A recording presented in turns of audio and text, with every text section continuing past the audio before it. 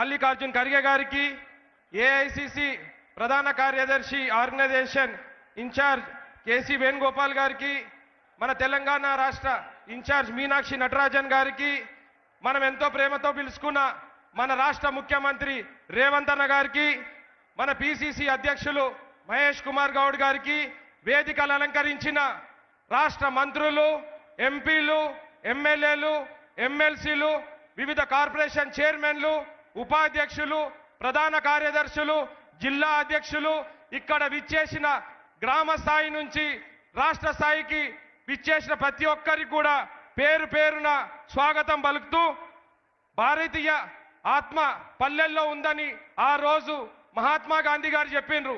ఈ రోజు ప్రతి పల్లెల్లో కూడా మన కాంగ్రెస్ జెండా పట్టుకునే నాయకుడు, అది మన కాంగ్రెస్ అదృష్టం. ఈ రోజు ఈ ప్రతి పల్లె నుంచి, ప్రతి గ్రామం నుంచి ఈ రోజు నేరుగా ఏఐసిసి అధ్యక్ష మల్లికార్జున్ గారితో ఈ సమావేశం మనం ఏర్పాటు చేసుకోవడం మన అదృష్టంగా భావిస్తున్నాం. ఇది ఏ పార్టీలో కూడా సాధ్యమైంది కాదు. కాబట్టి మన కళ తెలంగాణ రాష్ట్రంలో ఆ రోజు ప్రభుత్వం ఏర్పాటు చేసుకున్నాం.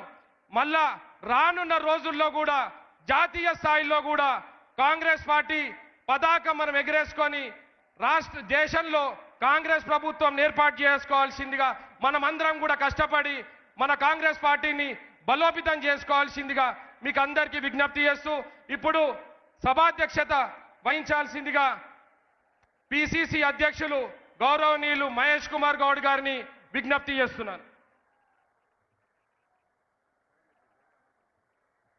ఇప్పుడు మిత్రులారా, అందరూ కూడా నేను జై కాంగ్రెస్ అంటే మీరు జై జై కాంగ్రెస్ అనాలి. జై కాంగ్రెస్, గట్టిగా జై కాంగ్రెస్, చేతులంతా పైకెత్తాలి. జై కాంగ్రెస్. అందరికీ నమస్కారం. ఇదొక శుభదినం. వాళ్ళ మిమ్మల్ని అందరినీ నేరుగా ప్రసంగించి ఆశీర్వదించడానికి వచ్చేసినటువంటి గౌరవనీయులు, మహనీయులు, ఈ దేశంలోనే సుదీర్ఘ కాలం ప్రజా జీవితంలో ఉన్నటువంటి ఖర్గే గారు ఇక్కడికి వచ్చేస్తున్నారు. నేరుగా వారు విజ్ఞప్తి చేస్తా ఉన్నాను, ఈ యొక్క కన్వెన్షన్, ఈ యొక్క సమ్మేళనాన్ని ప్రారంభం అని చెప్పాల్సిందని నేను వారిని కోరుతా ఉన్నాను.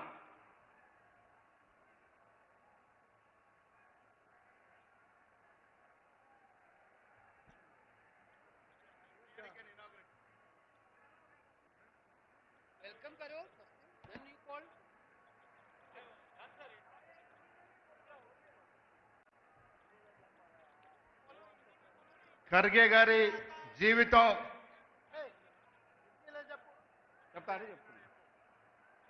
ఖర్గే గారి జీవితం గురించి కొంత చెప్పుకోవాల్సిన అవసరం ఉంది. इस देश में माननीय श्री मल्लिकार्जुन खड़गे जी का एक प्रत्येक स्थान है. आज की तारीख में 55 से 60 साल राजनीतिक जीवन में गुजरे सो लोगों में दो ही है, एक शरद पवार जी है और एक मल्लिकार्जुन जी है. मल्लिकार्जुन जी अपनी राजनीतिक जीवन एक ब्लॉक कांग्रेस, गुलबर्गा में ब्लॉक कांग्रेस प्रेसिडेंट से राजनीति में प्रवेश करके आज एआईसीसी अध्यक्ष बने तक अपने ये 55 साल का राजनीतिक जीवन में मूल सिद्धांतों पे क्या करते हुए आए हैं. నేను ఈ సందర్భంలో వారి గురించి ఇంకా చెప్పే ముందు మీ అందరికీ తెలుసు, 4 రోజుల క్రితం హైదరాబాద్లో జరిగినటువంటి భయంకరమైన సంఘటన, ఒక ఫ్యాక్టరీలో విస్ఫోటం జరిగి దాదాపు 40 మందికి పైగా ప్రాణాలు అర్పించిన సందర్భంలో మనమందరం కూడా వారికి నివాళులు అర్పించాల్సిన అవసరం ఉంది. 2 నిమిషాలు నిలబడి వారికి మౌనం ప్రకటిస్తూ వారి నివాళులు అర్పించాల్సిన కోరుతా ఉన్నాను.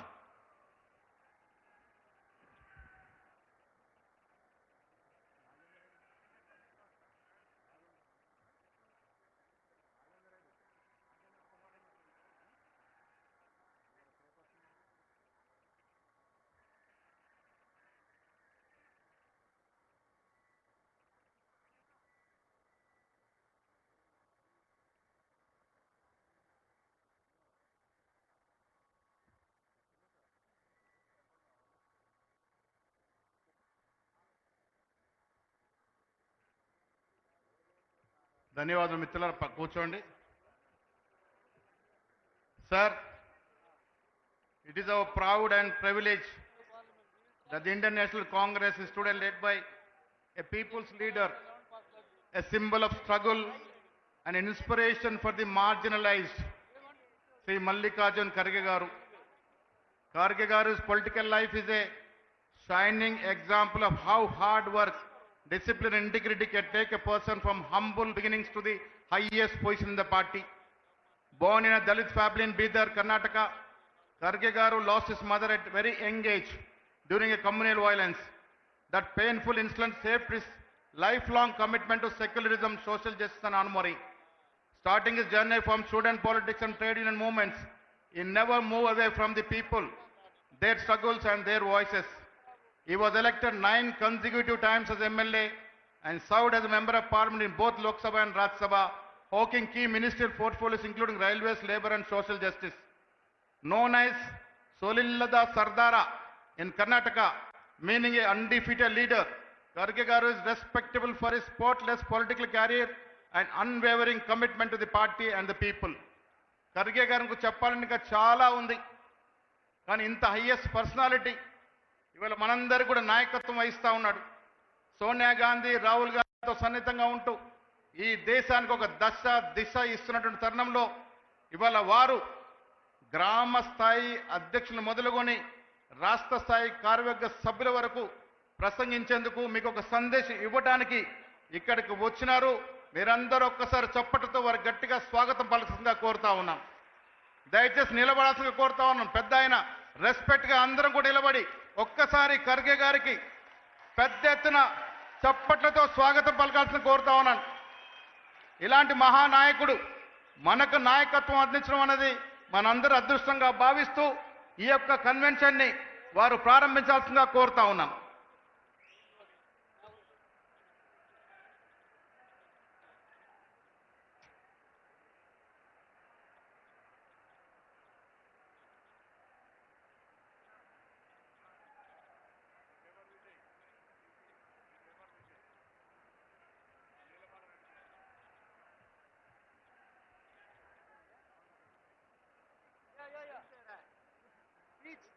I changed the inauguration.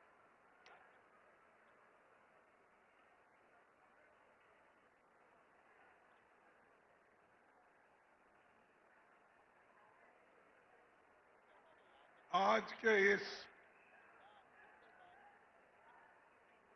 Telangana के Welcome speech. Then inauguration. सभी मेरे साथियों और हमारे पार्टी के organising secretary Shri K C Venugopal ji, in-charge secretary Meenakshi Natarajan, government कार्यकर्ता भी है. हमारे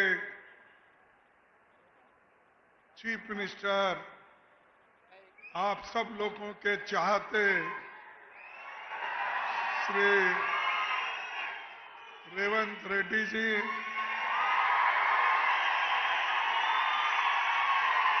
और आपके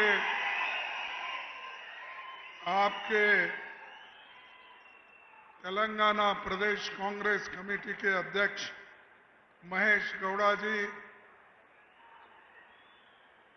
भट्टी डिप्टी चीफ मिनिस्टर भट्टी विक्रमाकर जी, मंच पर बैठे हुए सारे मिनिस्टर्स, एमएलएस, एमपीज, चेयरमैन और सभी मेरे कांग्रेस के भाइयों बहनों और यहाँ पर पधारे हुए मेरे युवा मित्रों, कांग्रेस के सभी block Congress committee, booth committee, panchayat committee, DCC, ये सभी जो कार्यकर्ता तेलंगाना से कोने कोने से यहां पर आए हैं, आप सभी को मैं धन्यवाद करता हूं। आप लोगों ने बहुत मजबूती के साथ तेलंगाना में काम किया और आज कांग्रेस की गवर्नमेंट तेलंगाना में आई है। उसका सब श्रेय, सब क्रेडिट हमारे पूरे कांग्रेस के कार्यकर्ताओं को जाता है। इसीलिए मैं आपका सब शुक्रगुजार हूं। भाइयों, ये आसान नहीं, किसी एक एस्टैब्लिश्ड गवर्नमेंट जिनके पास खूब पैसा था और हर तरीके से वो मजबूत थे, उनको हिलाकर अगर कांग्रेस के लोग हमारे रेवंत रेड्डी जी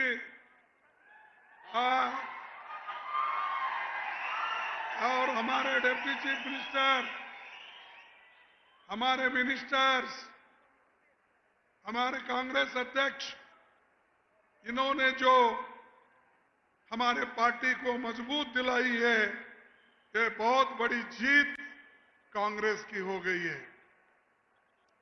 लोग तो ये कहते थे, भाई केसीआर को छोड़ के कोई पार्टी यहां नहीं आएगी, और ये भी चंद लोग कहते थे कि बीजेपी सेंटर में है, इसीलिए यहां पर भी मजबूती के साथ वो लड़के कांग्रेस पार्टी को तो आने नहीं देगी और बीजेपी आगे बढ़ेगी। लेकिन आप लोगों ने दिखाया, सबको हराकर कांग्रेस पार्टी को जिताया, ये बहुत बड़ी बात है। और एक ये जो महान जनता आप लोग 2023 में वोट देकर ये बहुत बड़ा एहसान गरीबों के ऊपर किया है, किसान पे किया है, युवाओं पे किया है, महिलाओं पे किया है, ये सबको रिलीफ मिला, वो कांग्रेस गवर्नमेंट आते ही मिला। इसीलिए ये बहुत बड़ी जीत है और इस जीत के साथ काम भी यहां पर बहुत हो रहे हैं। यहां पर आए हुए ग्राम समिति के अध्यक्षों, कांग्रेस कार्यकर्ताओं, इनकी तो मैं तारीफ करता हूं। आप कांग्रेस की आत्मा है, हमारी ताकत है, और आपके वजह से हम सब यहां जो बैठे हैं वो सब आपके वजह से है। इसीलिए ये पूरा श्रेय, क्रेडिट आपको देना चाहता हूं। भाइयों, कांग्रेस अध्यक्ष बनने के बाद दिल्ली से बाहर मेरा ये पहला प्रोग्राम नवंबर 2022 को हैदराबाद में राहुल जी के नेतृत्व में निकली भारत जोड़ो यात्रा के मौके पर हुआ था। तभी आपका जोश और हौसला देखकर मैंने समझ लिया था, तेलंगाना में हमारी सरकार जरूर आएगी, जरूर आएगी, ये मैंने महसूस किया। यहां कांग्रेस पार्टी 1952 से लेकर लगातार हैदराबाद में कांग्रेस पार्टी बहुत पब्लिक इंस्टीट्यूशन बनाई। कम से कम सेंट्रल गवर्नमेंट के 50 इंस्टीट्यूशंस यहां पर है, वो किसी मोदी ने नहीं बनाया। BHEL हो, BEL हो, बड़े बड़े जो कारखाने यहां पर है, फार्मास्यूटिक है, ये सब किसने बनाया? ये सब कांग्रेस की देन है। मोदी जी ने क्या दिया? मोदी जी बोले मैं 15-15 लाख दूंगा, दिया 15 लाख। उन्होंने बोला मैं 2-2 करोड़ नौकरी हर साल दूंगा, दिया उन्होंने। किसानों को बोला कि मैं दाम दुप्पट MSP दूंगा, दिया उसने। तो मोदी जी सच बोलते हैं क्या झूठ बोलते हैं? आप बोलिए, क्या बोलते हैं? मोदी जी झूठ बोलते ना। और उनके दोस्त बोलो, उनके चेले बोलो, शाह साहब वो बोलते हैं ये तो इलेक्शन में बोले सो जुमले हैं। अरे लोगों को कितना बेवकूफ बनाएंगे आप? लोगों को आप झूठ बोलते हो, झूठ बोलकर पावर में आते हो। तो इसलिए आपको जो हुआ वो हुआ, कम से कम आगे होशियार रहो। तुम होशियार है, लेकिन इसको कायम रखो और कांग्रेस पार्टी को और मजबूत बनाने की कोशिश करो। भाइयों, तेलंगाना में शिक्षा, स्वास्थ्य, रोजगार हर क्षेत्र में काम कर रहा है। हमने महिलाओं को मुफ्त बस सेवा दी। महिलाओं को मुफ्त सेवा मिला है क्या? नहीं, बस दे रहे ही नहीं। ये किनकी देन है? अरे किसने दिया? कांग्रेस ने दिया। फ्री बिजली किसने दिया? भोजन का अधिकार किसने दिया? और जो PDS के माध्यम से अच्छा चावल जो हमारे रेवंत रेड्डी जी और उनकी कैबिनेट दे रही है, अच्छा चावल जो दे रही है, गरीब पेट भर के खा रहे हैं, कहीं बेच रही नहीं।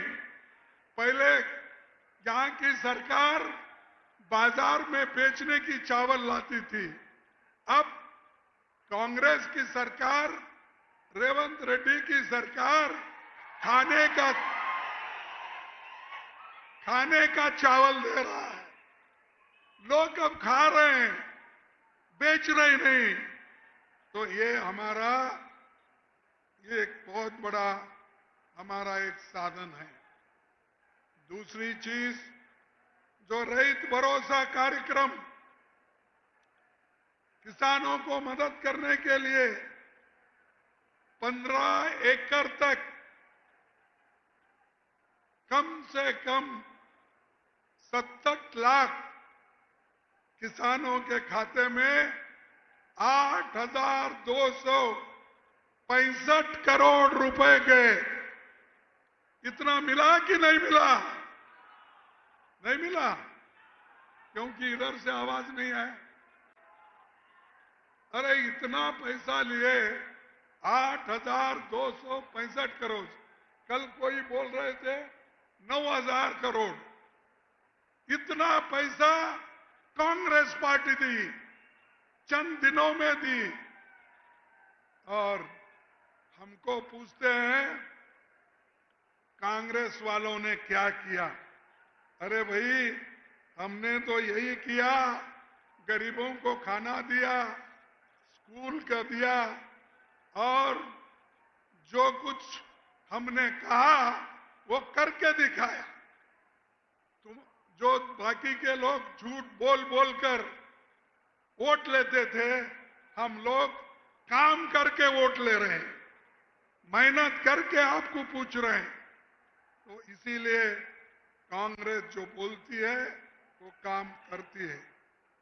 उसी के साथ तेलंगाना में अब 4.5 लाख ये जो गिग वर्कर है, गरीब लोग हैं, सड़क पे सामान बेचते हैं, उन लोगों के लिए भी कानून ला रहे हैं। और वो कानून तैयार हो गया। तैयार होकर हर गरीब को, हर रोड पे बेचने वाले को, हर जगह काम करने वाले को या लेबर का काम करने, उन सबको कुछ ना कुछ कांग्रेस पार्टी चंद दिनों में देने वाली है, ये मैं आपको कहता हूं। और उसी ढंग से राहुल गांधी जी एक बात कहे थे कि तेलंगाना में रोहित वेमुला जो जाति पर भेदभाव हुआ था और उसके वजह से एजुकेशन में बहुत बड़ा एक मायूसी आ गई थी। इसीलिए राहुल गांधी जी ने कहा कि हमारी गवर्नमेंट तेलंगाना में है, कर्नाटक में है, कहां पर भी हमारी गवर्नमेंट है, वहां पर रोहित वेमुला के एक नाम से कानून बनाकर हमारे युवाओं को हम मदद करेंगे। यह है गरीबों की काम करने, गरीबों के बारे में सोचने की। और दूसरा, ये जो Telangana social educational employment economic cast सर्वे हो रहा है, ये जो बैकवर्ड क्लास के लिए जो कास्ट सर्वे हो रहा है, वो हिंदुस्तान में अगर कहां हो रहा है सबसे पहले वो तेलंगाना में हो रहा है। तेलंगाना में बैकवर्ड क्लास के लोगों के लिए और उनको एम्प्लॉयमेंट, एजुकेशन और सोशल जस्टिस के लिए ये काम चल रहा है। और इसकी राहुल गांधी जी ने भी खूब तारीफ की है, हम भी करते हैं कि एक एग्जाम्पल है तेलंगाना जो किया है, इसका एक नमूना मॉडल थ्रू आउट कंट्री यही लोग करना चाहते हैं और हम करके दिखाएंगे। भाइयों, दूसरी बात, हमारे जो जानकार हैं और आज वो भी ये भी कहते हैं भाई ये बैकवर्ड क्लासेस को तो ये रिजर्वेशन दिलाना चाहते हैं, लेकिन 42% कहां से लाएंगे और इसको क्या मंजूरी मिलेगी? लेकिन भाइयों, मैं आपको ये दावे के साथ कहना चाहता हूं, बैकवर्ड क्लास के लिए तुमको रिजर्वेशन दिलाने के लिए हम लड़ते रहेंगे, लड़ेंगे। जब तक हम हासिल नहीं करेंगे तब तक हम चुप नहीं बैठेंगे।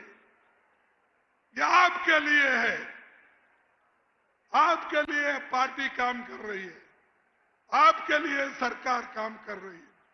इसीलिए आप हमारा साथ दो, मजबूती दो, सरकार को मजबूत करो, कांग्रेस पार्टी को मजबूत करो, तभी हमको सब कुछ मिलेगा। अगर हम नहीं सोचेंगे और ठीक ढंग से काम नहीं करेंगे, ये बहुत बड़ा नुकसान देश को होगा, हम सबको भी होगा। और पहले तो आपको मालूम है पहले की सरकार कैसी थी, ये कितना करप्शन था, ये सबको मालूम है। लेकिन आज हमारी गवर्नमेंट आने के बाद काम करने का सोचा है।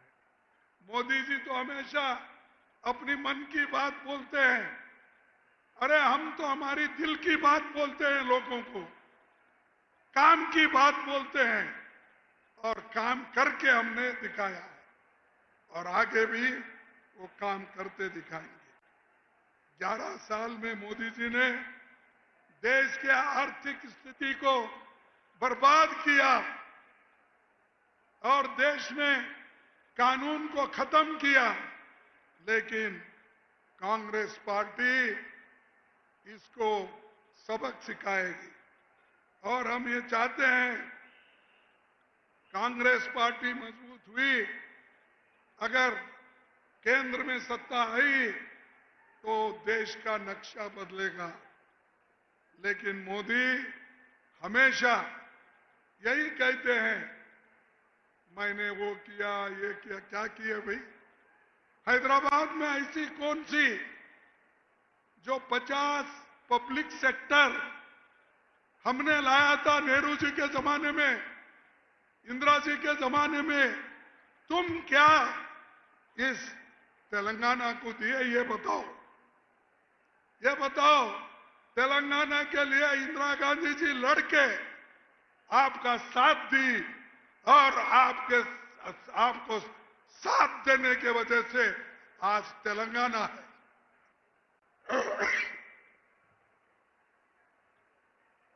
आज तेलंगाना जो है किसी से ये अपना बोलने से कहने से नहीं, ये इंदिरा गांधी जी सोनिया गांधी जी ने अपना ताकत दिखाकर आपके मन को छूने तक उन्होंने काम किया और ये बात उन्होंने सब किया, तुमको मालूम है। और दूसरी दोस्तों, पहलगांव में जो आतंकीवादी हमले हो गए उसका खुलकर हमने, राहुल जी ने और ऑल पार्टी ने सपोर्ट किया और हमने देश के लिए, जवानों के लिए, आर्मी के लिए एक होकर इनको सपोर्ट किया।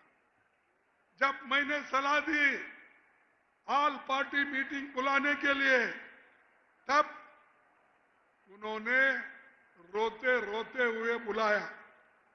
बुलाने के बाद उस ऑल पार्टी मीटिंग में मोदी अटेंड नहीं करे, मोदी आए नहीं, मोदी दूसरे तरफ फिरते गए।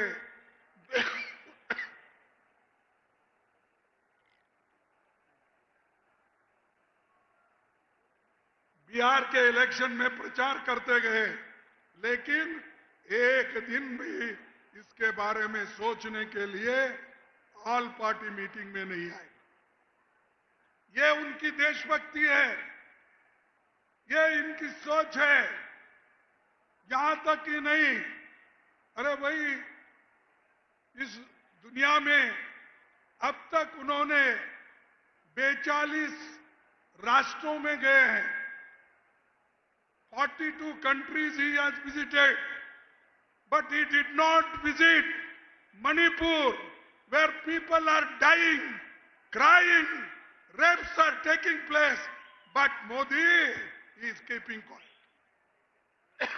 चुप बैठे हैं, कुछ बात नहीं करते। इसलिए सॉरी, मुझे हैरानी होती है कि मोदी जी चुप क्यों बैठे मणिपुर के बारे में। और मणिपुर एक ऐसा मुल्क है जो हमारे देश के इंपॉर्टेंट हिस्से में है। हमारे राहुल गांधी जी गए, हम भी गए थे, लेकिन मोदी उधर झांक के भी नहीं देखे। बड़े बड़े बात करते हैं, क्या वो हमारे नागरिक नहीं है? क्या वो लोग हमारे नहीं है? लेकिन उधर नजरअंदाज करके इन्हों जाके हर राष्ट्र में, हर राष्ट्रपति के साथ, हर प्रधानमंत्री के साथ सब गले लगा लेते फिरते हैं। अरे अपने लोगों को पहले मिलो, उनके दुख दर्द को सुनो। वो सब छोड़कर इन्होंने देश के लोगों को रास्ते पे छोड़ा और हर दुनिया में अपनी बात बोलते फिरे। और हमको ये भी कहा उन्होंने कि हर पार्टी के लोग दुनिया भर फिर के ये प्रचार करना चाहिए कि जो पहलगाम में हुआ टेररिस्ट का, उसके लिए आप प्रचार करो, उन्होंने कहा। हमारे लोग गए, सारे अपोजिशन के लोग गए, देश के तरफ से बात रखी, आर्मी के तरफ से बात रखी, लेकिन मोदी जी कभी बुला के अपोजिशन पार्टी लोगों को बुला के बात नहीं किए, क्योंकि उनको डर है। और मैं और एक बात आपको बताता हूं, इन्होंने बड़ा बड़ा बात किया, अरे हम पाकिस्तान को ऐसा करेंगे। करो भाई, नको कौन बोले? हमने तो उसको करने के लिए मदद किया, लेकिन आप बीच में क्यों छोड़े? ट्रंप बोलता है पाकिस्तान और हिंदुस्तान का युद्ध मैंने खत्म किया, मैंने शांत करवाया। तो मोदी साहब, आपका मुंह क्यों बंद है? बोलो, ट्रंप की जरूरत नहीं, हिंदुस्तान में हम मजबूत हैं और हम लड़ने के लिए तैयार हैं। जैसा कि इंदिरा गांधी जी ने पाकिस्तान के 2 टुकड़े करके बांग्लादेश और पाकिस्तान बने। तुम वो करना था। भाषण में तो बोलते हैं हम पीओ के लेके रखेंगे फलाना, अरे लेना था, अब तो चांस था ना। आप ही बोल रहे हो डर गया पाकिस्तान, आप ही बोल रहे हैं कि हम बहुत कुछ कर सकते, क्यों नहीं किया भाई? हमारा ये मुद्दा है, देश के लोगों को गुमराह मत करो। देश के लिए हम लड़ने को तैयार है, जान देने को तैयार है। देश के लिए गांधी जी जान दिए, देश के लिए इंदिरा गांधी जान दी, देश के लिए राजीव गांधी जान दी। तुम्हारे घर में, तुम्हारे पास कोई एक आधा आदमी तो मरा है आरएसएस में, बीजेपी में मरा है, आरएसएस बीजेपी में ना। ये लोग आजादी के वक्त काम नहीं करे, अब काम नहीं करे, हमेशा माफी मांगना यही उनका काम है। और आज हमको बार बार ये कहते हैं कि बहादुरी की बात करते हैं, लेकिन बाद में घर में चुप बैठते हैं। लेकिन इंदिरा गांधी कभी ऐसी नहीं बैठी। अमेरिका से 7th फ्लीट आया, इंदिरा गांधी जी ने डरी नहीं, वो बोली आने दो। सभी लोग एक होए, एक होकर डराने की कोशिश की, लेकिन इंदिरा गांधी जी कभी डरी नहीं, कभी झुकी नहीं, और वो बोली आने दो, कोई आने वाला है, मैं बांग्लादेश को लिबरेट करके छोड़ूंगी, आजादी दिला के छोड़ूंगी, ये उन्होंने कहा और दिया। तो तुम क्या कर रहे हो? तुम कुछ नहीं, भाषण देना और भाषण दे के फिरते रहते हो। और एक मैं आपको कहना चाहता हूं, इनकी फॉरेन पॉलिसी ठीक नहीं है। इनके फॉरेन पॉलिसी के वजह से, फेल्यूर के वजह से हमारे को सब तरफ से दुश्मन बने हैं। एक तरफ चाइना है, एक तरफ पाकिस्तान है, एक तरफ आज नेपाल भी हमसे दूर हो रहा है। हर लोग हमसे दूरी बना रहे हैं, हमको घेर लिए हैं। और मोदी जी आप कहां हैं?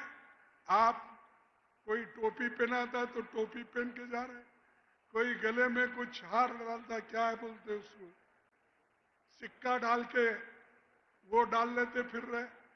और 8 राष्ट्र को ये जाने वाले हैं ये, लेकिन इस देश के लोगों के तरफ वो नहीं देख रहे किसानों को नहीं देख रहे। मेरे भाइयों, मैं आपको और एक चीज बताना चाहता हूं। ये लोकतंत्र है,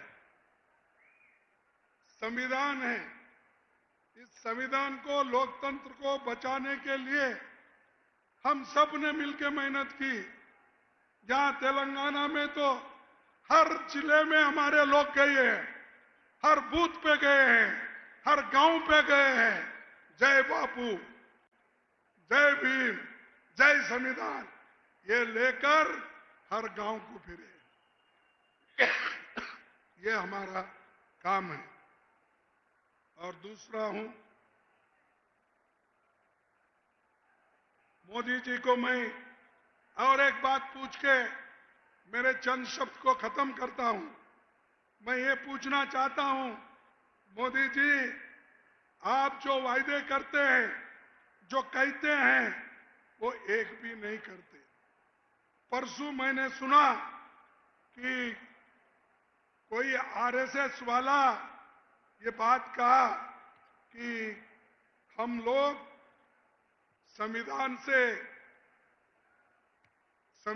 से सेक्युलर और सोशलिज्म और सेक्युलर वर्ड निकाल देना चाहिए। ये एक आरएसएस का एक कोई चालक संचालक क्या है मालूम नहीं? हाँ? अरे जोर से बोलो, बात नहीं। आरएसएस का उन्होंने बोला, वो हमारे शिमोगा के हैं, उन्होंने बोला कि सेक्युलर सोशलिस्ट वर्ड संविधान में नहीं है, इसीलिए उसको निकालना चाहिए। हम निकाल के रहेंगे। मैं चैलेंज करता हूं, तुम हो, तुम्हारा बीजेपी हो, तुम्हारा मोदी जी हो, शाह हो, कोई नहीं निकाल सकते। ये मेरा चैलेंज है, अगर निकाले तो। आपकी हिम्मत है निकालने की, बात करने की है। और आपके सामने एक बात लाता हूं, ये मजे की बात है। ये मेरे हाथ में कागज है। सुनो भाइयों, जितने भी इंटेलेक्चुअल्स हैं, जितने भी मीडिया के लोग हैं, दूसरे दोस्त हैं, उनको मैं ये उनका कॉन्स्टिट्यूशन के 4 शब्द पढ़ के दिखाता हूं। Constitution and rules, Bharatiya Janata party, ये क्या लिखी है अपने कॉन्स्टिट्यूशन में? The party is pledged to build up India as a strong and prosperous nation which is modern, progressive and enlightened in outlook and which proudly draws inspiration from India's ancient culture and values. ये लिखते लिखते हुए आगे क्या कहते हैं? आगे क्या कहते हैं मैं आपको बताऊंगा। आगे कहते हैं, the party shall bear true faith and allegiance to the Constitution of India, as by law established, and to the principle of socialism, secularism, and democracy, and would uphold the sovereignty, unity, and integrity of India. ये उनके article 2 जो उनका constitution है, उसमें लिखा है। अरे अगर आपको सोशलिज्म, सेकुलरिज्म से नफरत है तो आपके कॉन्स्टिट्यूशन में क्यों लिखे? आपके रूल्स में क्यों लिखे? ये सब ना इधर मर्द है ना उधर औरत है, ऐसे लोग हैं। अरे अपने ही कॉन्स्टिट्यूशन में लिखा है, अपने ही कॉन्स्टिट्यूशन में कहा है, अब ये कह रहे हैं कि हम सोशलिज्म और सेकुलरिज्म को निकाल देंगे। आप क्या, आपके कोई उस्ताद आए, आपका कोई भी आदमी आए, ये निकाल नहीं सकता, हम निकालने नहीं देंगे, ये हमारा दावा है। तो इसीलिए मैं ज्यादा वक्त आपका नहीं लेता कि बहुत से चीजें हमने किए हैं और बहुत चीजें बताने वाले हैं। मैं यही कहूंगा, आप एक हो जाओ और एक अगर हमारे युवा हो गए, किसान भाई हो गए, तो मोदी जी, शाह जी दिल्ली से भागेंगे, दिल्ली छोड़ देंगे और दिल्ली पे तेलंगाना में आज जो राज्य बना है वैसा ही कांग्रेस की राज दिल्ली में कांग्रेस का बनेगा। इतना कहते हुए इसके लिए राहुल जी लड़ रहे हैं, हम भी लड़ रहे हैं, आप भी लड़ रहे हैं। आप तमाम का आशीर्वाद है। आपके आशीर्वाद के साथ हम आगे बढ़ेंगे और देश को बचाएंगे। देश को बचाने के लिए ही हम सब लोग एक हो गए हैं। तो इतना कहते हुए मैं आप सभी को धन्यवाद देता हूं, सबका शुक्रिया करता हूं और आप सबको आगे बढ़ने का ताकत भी मिले ये कहता हूं। मैं 2 स्लोगन लगाता हूं, आप जोर से बोलना। जय हिंद। कोई खाए पीछे के लोग क्यों डर रहे? अरे भाई वहां मोदी आया नहीं, क्यों डर रहे आप? जय हिंद, जय हिंद, जय कांग्रेस, जय कांग्रेस, जय कांग्रेस, जय हिंद। आप तमाम को जय तेलंगाना।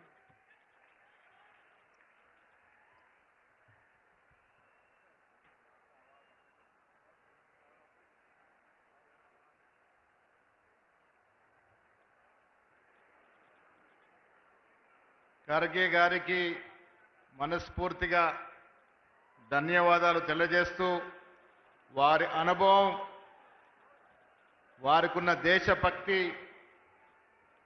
వారిచ్చిన సందేశం మనకు స్ఫూర్తిదాయకంగా ఉంటుందనే మాట చెప్తూ, ఇప్పుడు డిప్యూటీ ముఖ్యమంత్రి శ్రీ బట్టి విక్రమార్క గారిని మాట్లాడుతుందిగా కోరుతా ఉన్నాను.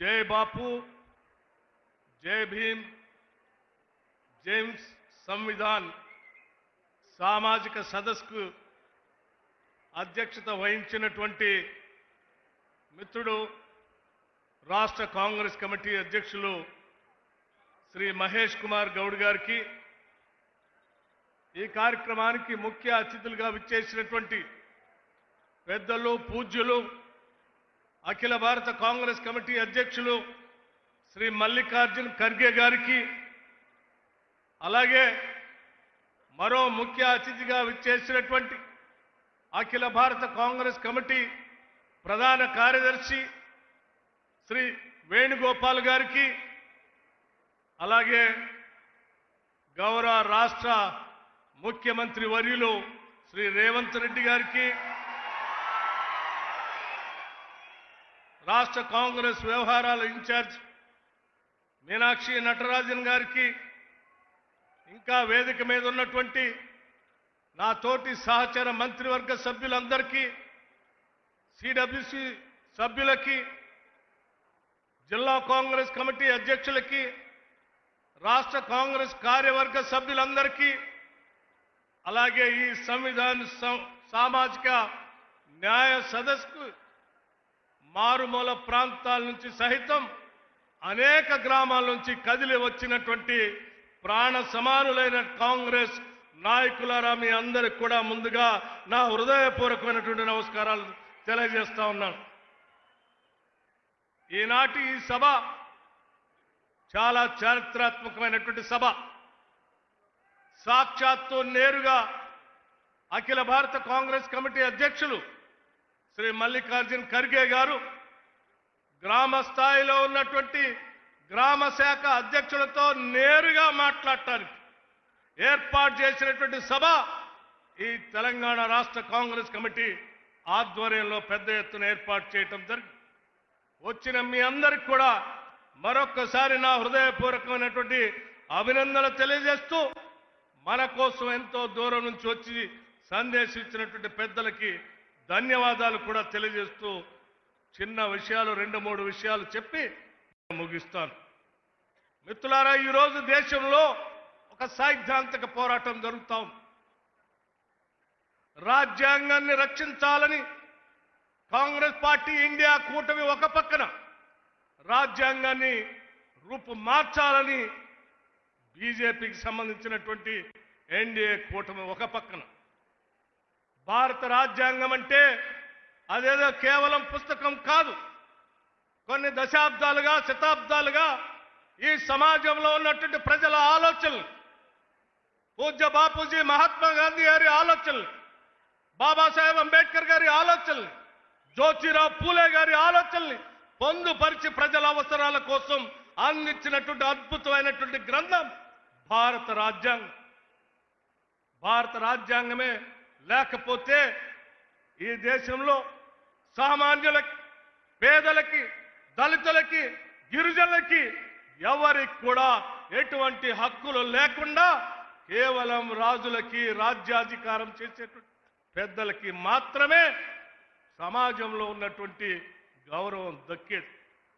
అటువంటి పరిస్థితుల్లో ఈ దేశంలో ఉన్నటువంటి ప్రతి పౌరుడికి కూడా సమానమైనటువంటి హక్కుని, గౌరవాన్ని కల్పిస్తూ ఈ దేశ సంపదని, ఈ దేశంలో ఉన్నటువంటి అవకాశాలని అందరికీ సమానంగా అందించాలని ఈ భారతదేశానికి బాబాసాహెబ్ అంబేద్కర్ కాంగ్రెస్ పార్టీ ఆధ్వర్యంలో అద్భుతమైనటువంటి భారత రాజ్యాంగాన్ని అందిస్తే దాన్ని అమలు చేయాలని ఈరోజు కాంగ్రెస్ పార్టీ పెద్ద ఎత్తున మన నాయకులు పోరాటం చేస్తూ ముందుకు పోతా ఉన్నాం. దాన్ని నిలబెట్టుకోవటమే మనందరి భవిష్యత్.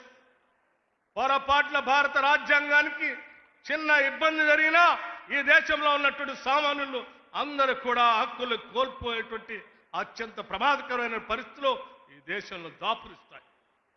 అటువంటి రాజ్యాంగ స్ఫూర్తితో కాంగ్రెస్ పార్టీ ఇచ్చినటువంటి పిలుపుతో ఈ రాష్ట్రంలో మీ అందరి ఆశీస్సులతో అధికారంలోకి వచ్చినటువంటి కాంగ్రెస్ ప్రభుత్వం వచ్చిన నాటి నుంచి ఈనాటి వరకు ఆ సామాజిక న్యాయ సూత్రాన్ని అమలు చేస్తూ అనేక రకాలైనటువంటి సంక్షేమ పథకాల్ని ఈరోజు రాష్ట్రంలో తీసుకొని వచ్చారు. ప్రతి గ్రామం నుంచి కదిలి వచ్చినటువంటి కాంగ్రెస్ నాయకులందరూ కూడా ఈనాడు సభా వేదిక మీద నుంచి అంది వచ్చినటువంటి సమాచారాన్ని తీసుకొని ప్రతి గడపకి తీసుకొని వెళ్ళవలసిందిగా విజ్ఞప్తి చేయడం కోసమే కొన్ని విషయాలు మీ దృష్టికి తీసుకొని వస్తా ఉన్నాం. 10 ఏళ్లు ఈ రాష్ట్రాన్ని దోపిడీ చేసినటువంటి టీఆర్ఎస్ పార్టీ, లేకపోతే ప్రజల గురించి ఏమాత్రం పట్టించుకోనటువంటి భారతీయ జనతా పార్టీ కాంగ్రెస్ ప్రభుత్వం పైన అవాకులు చెవాకులు పేర్లు బురద జల్లేటువంటి కార్యక్రమం చేస్తా ఉన్నాం. అందుకే వాస్తవాల్ని మీ అందరి ముందు ఉంచి మీ ద్వారా ప్రతి ఇంటికి సమాచారాన్ని చేరవేయాలనేటువంటి ఆలోచనతోనే కొన్ని లెక్కలతో సహా కొన్ని అంశాలను మీ దృష్టికి తీసుకొని రాదలుచుకున్నాం. మిత్రులారా, ఆలోచన చేయండి. ఈరోజు రాష్ట్రంలో ఉన్నటువంటి రైతాంగ సోదరుల కోసం కాంగ్రెస్ ప్రభుత్వం ఆనాడిచ్చినటువంటి హామీ మేరకు రైతు భరోసా పేరు మీద దాదాపు 69 లక్షల కుటుంబాలకి, రైతాంగ సోదరులకి ఇప్పటికీ 21,832 కోట్ల రూపాయల్ని రైతు భరోసా పేరు మీద రైతుల అకౌంట్లో వేశాం. కేవలం 9 రోజుల్లో 9,000 కోట్లని బహుశా భారతదేశ చరిత్రలో ఎవరు వేసిండరు. అది మన ప్రభుత్వం, మన రాష్ట్రంలో మనమే వేశాం. కేవలం 9 రోజుల్లో 9,000 కోట్లు. రైతు రుణమాఫీ ఆనాడు కాంగ్రెస్ పార్టీ హామీ ఇస్తే 2 లక్షల రుణమాఫీ చేస్తారా అని హాస్యమాడినటువంటి ప్రజలందరికీ బుద్ధి చెప్పేటట్టుగా కేవలం 3 నెలల్లో 20,000 కోట్ల రూపాయలు 25 లక్షల మంది రైతాంగ సోదరులకి రుణమాఫీ చేసినటువంటి చరిత్ర మన ప్రభుత్వానికి. అంతేకాదు మిత్రులారా, అదే రైతాంగ సోదరులు పండించినటువంటి ధాన్యానికి, సన్న ఓట్లు ధాన్యానికి కొనటానికి బోనస్ పేరు మీద ఒక్కొక్క క్వింటాల్కి 500 రూపాయల లెక్క ఈ రోజు కొనుగోలు చేసినటువంటి ప్రతి క్వింటాల్కి వారి అకౌంట్లో డబ్బులు వేశాం. అంతేకాదు అధ్యక్షులారా, రైతాంగ సోదరుల గురించి ఆలోచన చేసి వారి ఇన్సూరెన్స్ కోసం దాదాపు 42 లక్షల మంది రైతాంగ సోదరులకి 2181 కోట్ల రూపాయలతో రైతాంగ సోదరులకి ఇన్సూరెన్స్ చేశాం. రిలీఫ్ మెజర్స్ అధ్యక్ష 10 సంవత్సరాలు పంట నష్టం జరిగితే ఏ ఒక్క రోజు కూడా పట్టించుకోనటువంటి టీఆర్ఎస్ ప్రభుత్వానికి సంబంధించిన ఆనాటి నాయకులు ఈరోజు మాట్లాడుతూ ఉన్నారు రైతుల గురించి. మన ప్రభుత్వం రాగానే పంట నష్ట పరిహారాన్ని అంచనా వేసి లెక్కగట్టి దాదాపు 260 కోట్ల రూపాయల్ని ఈ రాష్ట్రంలో పంపిణీ చేసిన చరిత్ర కాంగ్రెస్ ప్రభుత్వాన్ని. పవర్ సబ్సిడీ స్నేహితులారా, రైతాంగ సోదరుల కోసం ఈ రాష్ట్రంలో 29 లక్షల పంపు సెట్లకి 29 లక్షల వ్యవసాయ పంపు సెట్లకి ఇప్పటికే 17,000 కోట్ల రూపాయల్ని ప్రభుత్వం విద్యుత్ శాఖకి రైతుల పక్షాన కట్టిందని చెప్పడానికి నేను గర్వంగా చెప్తా ఉన్నాను. అధ్యక్ష, మీ అనుమతితో ఇంకా 2 విషయాలు. ఇందిరమ్మ ఆత్మీయ భరోసా, భూమి లేని నిరుపేద ప్రజానికానికి, భూమి ఉన్నటువంటి వాళ్ళకే కాకుండా వ్యవసాయ కూలీలకు కూడా ప్రతి కుటుంబానికి సంవత్సరానికి 12,000 రూపాయలు ఇవ్వాలని ఇందిరమ్మ ఆత్మీయ భరోసా తీసుకొని వచ్చి ఈ రోజు మన ప్రభుత్వం అమలు చేస్తా ఉంది. అట్లాగే మిత్రులారా, చేయూత పథకానికి 43 లక్షల మందికి 17,000 కోట్ల రూపాయలు ఇప్పటికీ పంపిణీ చేశాం పెన్షన్దారులకు. ఇందిరమ్మ ఇళ్ళు ఒక్కసారి ఆలోచన చేయండి. ప్రతి ఇంటికి 5 లక్షల రూపాయల లెక్కన ప్రతి శాసనసభ నియోజకవర్గంలో 3,500 ఇళ్లకు తగ్గకుండా రాష్ట్రంలో 4,50,000 ఇళ్లకి 22,500 కోట్ల రూపాయలతో ఈ రాష్ట్ర ప్రభుత్వం ఇందిరమ్మ ఇళ్లని శాంక్షన్ చేసింది. అట్లాగే మహాలక్ష్మి, రాష్ట్రంలో ఉన్నటువంటి మహిళలందరూ ఉచితంగా ఆర్టీసీ బస్సులో ప్రయాణం చేయటం కోసం దాదాపు 188 కోట్ల సారి ఈ రాష్ట్రంలో మహిళలు ప్రయాణం చేస్తే వాళ్ళందరూ కలిపి దాదాపు 4,500 కోట్ల రూపాయలు ఇప్పటికే ఆర్టీసీకి రాష్ట్ర ప్రభుత్వం చెల్లించింది. గృహజ్యోతి మిత్రులారా, ఆలోచన చేయండి. ఈరోజు గ్రామీణ ప్రాంతాల నుంచి వచ్చినటువంటి వాళ్ళు దాదాపు ప్రతి గ్రామంలో 80% ప్రజానికం 200 యూనిట్ల ఉచిత కరెంటుని అనుభవిస్తూ దాదాపు 51 లక్షల కుటుంబాలకి ఈరోజు ఉచితంగా 200 యూనిట్లు పవర్ ఇస్తూ వాళ్ళ కోసం 2,110 కోట్ల రూపాయలు ఇప్పటికి రాష్ట్ర ప్రభుత్వం విద్యుత్ శాఖకి నిధులు చెల్లించింది. ఎల్పిజి సిలిండర్ పేదవాళ్ళకి 500 రూపాయలకే ఎల్పిజి సిలిండర్ ఇవ్వాలని నాడు కాంగ్రెస్ ప్రభుత్వం పార్టీ అధికారంలో ఇస్తామని హామీ మేరకు ఇప్పటి వరకు రాష్ట్ర వ్యాప్తంగా 641 కోట్ల రూపాయల్ని ఎల్పిజి సిలిండర్ 500కే ఇచ్చేటట్టుగా ఈరోజు రాష్ట్ర ప్రభుత్వం నిధులు చెల్లించి. మిత్రులారా, ఒక్కసారి ఆలోచన చేయండి. పేదవాళ్ళు, బడుగు బలహీన వర్గాలకు సంబంధించినటువంటి వాళ్ళు అనారోగ్యానికి గురైతే వైద్యం చేపించుకోవడానికి అవకాశం లేకపోతే కాంగ్రెస్ ప్రభుత్వం రాగానే 10 లక్షల రూపాయల వరకు రాజీవ్ ఆరోగ్యశ్రీ పథకాన్ని పెంచి ఈరోజు రాష్ట్ర వ్యాప్తంగా 93 లక్షల కుటుంబాలకి ఈరోజు రాజీవ్ ఆరోగ్యశ్రీ పథకాన్ని అమలు చేస్తా ఉన్నాం. అట్లాగే వడ్డీ లేని రుణాలు రాష్ట్రంలో ఉన్నటువంటి మహిళలందరికీ 20,000 కోట్ల రూపాయల సంవత్సరానికి వడ్డీ లేని రుణాలు ఇవ్వాలని ఆలోచన చేయటమే కాదు, ఈ సంవత్సరం 21,000 కోట్ల రూపాయలు దాటాం. 5 సంవత్సరాల్లో 1,00,000 కోట్ల రూపాయల్ని మహిళలందరికీ వడ్డీ లేని రుణాలను ఇచ్చేటువంటి కార్యక్రమాన్ని కాంగ్రెస్ ప్రభుత్వం చేపట్టిందని చెప్పి సగౌరవంగా మీ అందరికీ తెలియజేస్తా ఉన్నాం. మిత్రులారా, రైస్ సబ్సిడీ, సన్న బియ్యం ఈరోజు రాష్ట్ర వ్యాప్తంగా 93 లక్షల కుటుంబాలు, బహుశా దేశంలో ఎక్కడా లేదు ఇది. రేషన్ కార్డు వాళ్ళందరికీ సన్న బియ్యం ఇచ్చి ఫైన్ రేస్ ఇచ్చి ఈరోజు దాదాపు వడ్లతో కానీ సన్న బియ్యంతో కానీ 13,500 కోట్ల రూపాయలు వెచ్చించి రాష్ట్రంలో పేదలందరికీ సన్న బియ్యం ఇస్తా ఉన్నాం.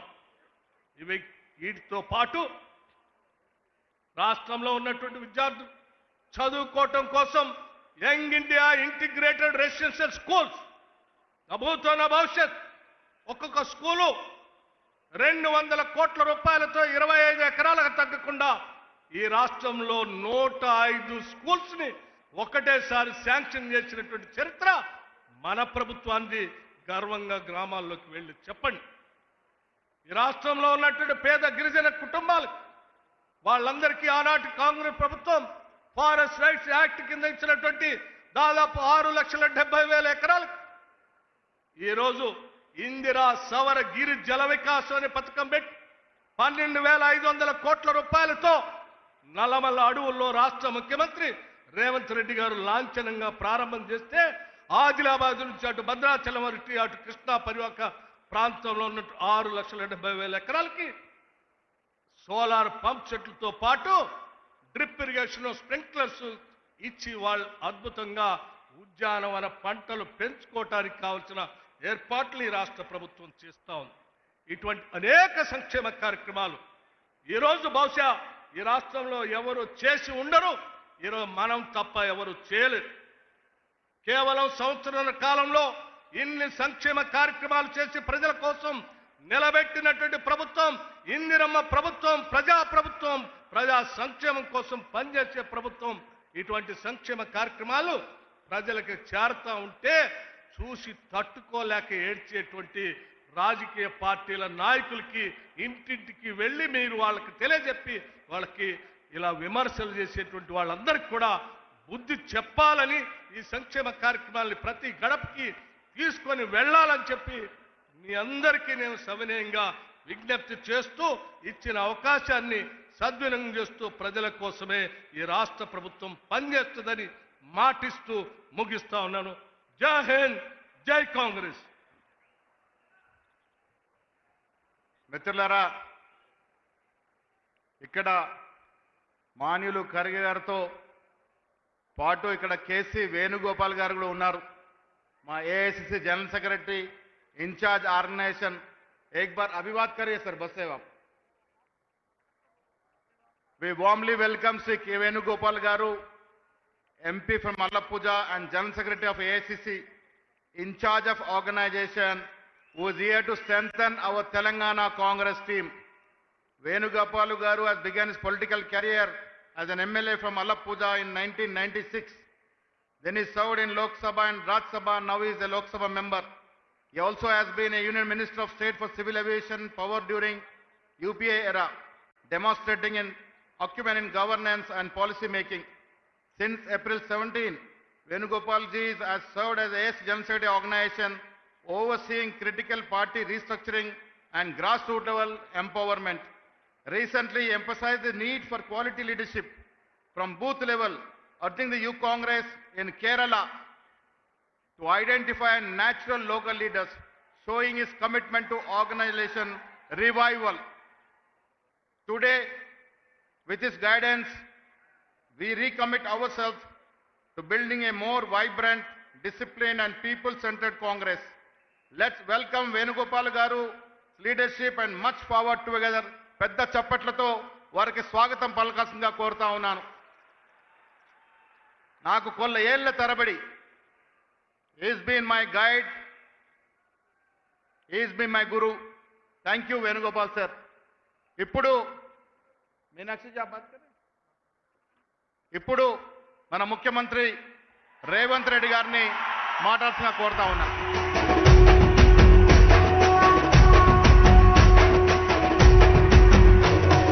మూడు రంగుల జెండా బట్టి సింగమోలే కదిలేనాడు ఒక్కరో కాంగ్రెస్ సూర్యుడు మన రాహుల్ గాంధీ నిగదీసి అడిగే మునగాడు. వీడు భూమిన వానైతాడు, బీద సాదల ధైర్యం వీడు, దోపిడి దొంగల వరతం పడతాడు. మన రాహుల్ గాంధీ దేశం బంగారు పోతే అవుతాడు. ఇందిరమ్మ సంక్షేమాలు, సోనియమ్మ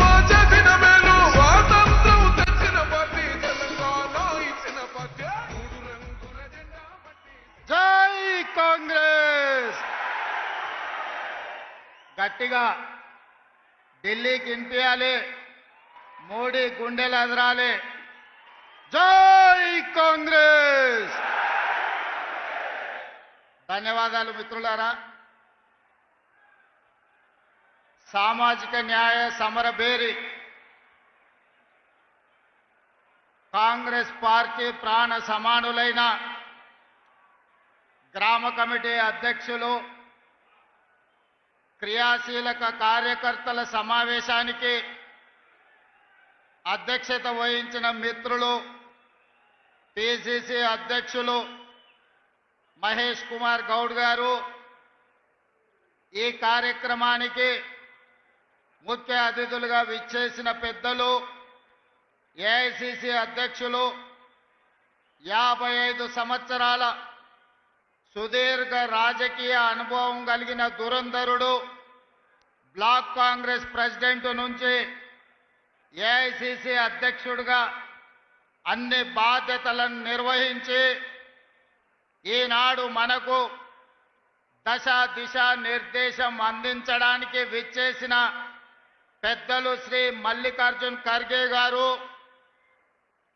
ఎన్ఎస్వై నుంచి నేటి వరకు ఓటమి ఎరగకుండా కాంగ్రెస్ పార్టీ క్రియాశీలక రాజకీయాలలో రాటుదేలి కేరళ నుంచి ఈరోజు ఢిల్లీ స్థాయిలో ప్రధాన కార్యదర్శి ఆర్గనైజేషన్ బాధ్యత తీసుకొని వివిధ రాష్ట్రాలలో కాంగ్రెస్ పార్టీని సమన్వయం చేస్తూ సమస్యలను పరిష్కరిస్తూ ఈరోజు మనకు అండగా నిలబడడానికి విచ్చేసిన పిఏసి చైర్పర్సన్ కేసీ వేణుగోపాల్ గారికి, ఉప ముఖ్యమంత్రి వర్యులు మిత్రులు బట్టి విక్రమార్క గారికి, వేదికను అలంకరించిన సహచర మంత్రివర్గ సభ్యులు, పార్లమెంట్ సభ్యులు, శాసన మండలి సభ్యులు, శాసన సభ్యులు, వివిధ కార్పొరేషన్ల చైర్మన్లు, ప్రభుత్వ సలహాదారులు, జిల్లా పార్టీ అధ్యక్షులు, మండల పార్టీ అధ్యక్షులు, గ్రామ కమిటీ అధ్యక్షులు, ప్రాణ సమానులైన కాంగ్రెస్ పార్టీ కార్యకర్తలందరికీ నా హృదయపూర్వకంగా నమస్కారాలు. ఈ సమావేశానికి స్వాగతం, సుస్వాగతం. మిత్రులారా, మీకందరికీ తెలుసు, తెలంగాణలో మాకు తిరుగులేదని అహంకారంతో రంకెలేస్తూ విర్రవీగుతున్న సమయంలో కల్వకుంట్ల గడిని బద్దలు కొట్టి 3 రంగుల జెండా చేత బూని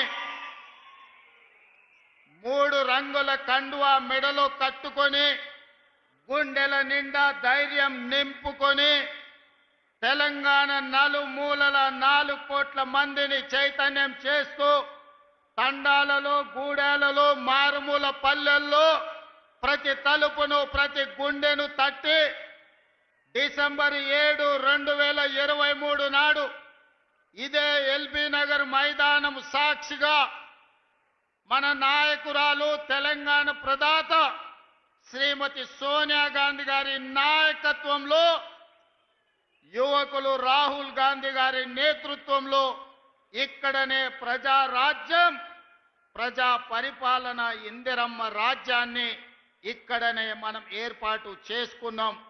ఆనాడు మొదలుపెట్టిన మన నడక ఈనాడు తెలంగాణలో నలుమూలల్లో రైతుల విషయంలో కావచ్చు, మహిళలు కావచ్చు, విద్యార్థులు కావచ్చు, నిరుద్యోగ యువకులు కావచ్చు, ఉద్యమకారులు కావచ్చు, అమరవీరుల కుటుంబాలు కావచ్చు, తెలంగాణలో ప్రతి ఒక్కరిని తడుతూ ప్రతి గుండెకు చేరుతూ ఈరోజు ప్రజా పరిపాలనను అందిస్తూ ఈ సమావేశాన్ని ఏర్పాటు చేసుకున్నాం. మిత్రులారా, ఈ 18 నెలల్లో ప్రభుత్వం ఏర్పడినాడు ఎంతకాలం ఉంటుంది ఇది?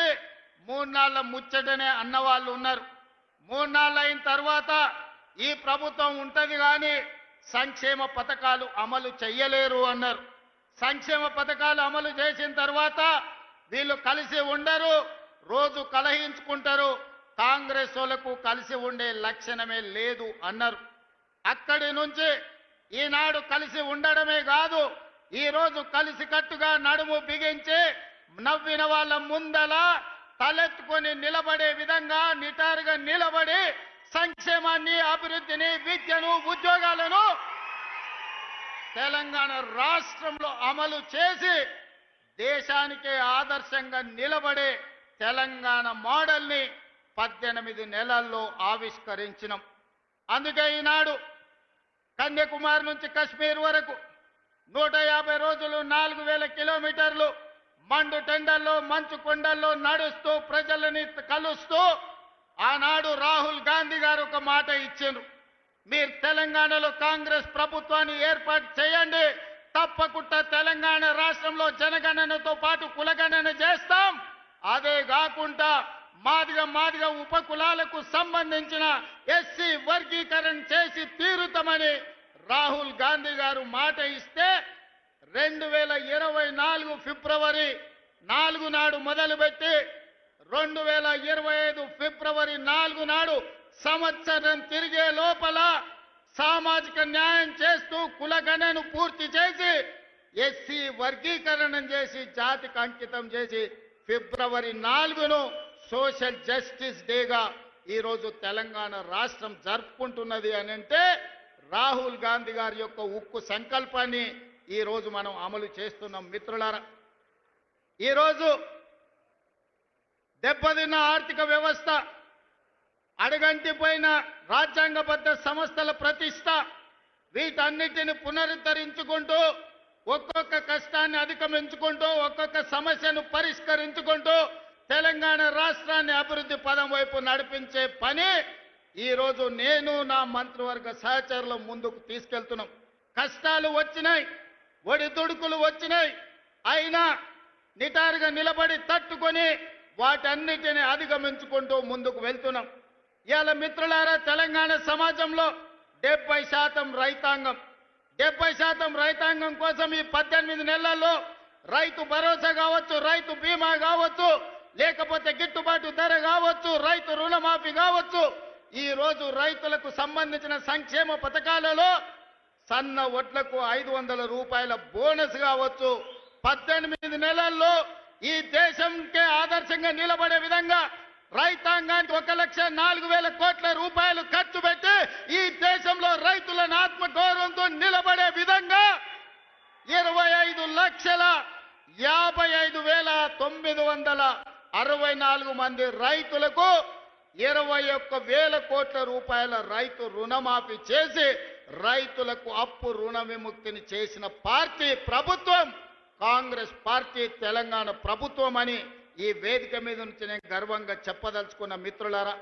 ఆనాడు మీకందరికీ తెలుసు, తెలంగాణ రాష్ట్రంలో రైతులు వరి వేస్తే వరి కొనుగోలు చేయక ఐకేపీ కేంద్రాలను మూత వేసి ఆనాటి ముఖ్యమంత్రి ఒక మాట అన్నాడు, ఎవరైనా రైతు వరి వేసుకుంటే మీరు ఉరి వేసుకున్నట్టే, నాకు సంబంధం లేదు, రాష్ట్ర ప్రభుత్వం వరి కొనుగోలు చెయ్యదు అని ఆనాటి ముఖ్యమంత్రి గారు చెప్పారు.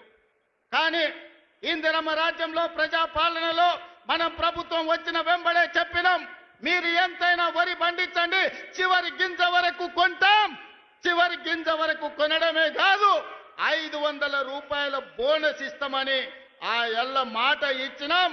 2024-25 సంవత్సరంలో భారతదేశంలోనే అత్యధికంగా వరి పండించినాం. ఎంతయ్యా అంటే 2,80,00,000 మెట్రిక్ టన్నుల వరి ధాన్యాన్ని ఉత్పత్తి చేసి ఈ దేశానికి ఆదర్శంగా నెంబర్ 1 స్థానంలో నిలబడ్డ రాష్ట్రం తెలంగాణ రాష్ట్రం. ప్రతి గింజ మన ప్రభుత్వం ప్రజా పాలనలో కొనుగోలు చేసిందని ఈ రోజు నేను గర్వంగా చెప్తున్న మిత్రులారా.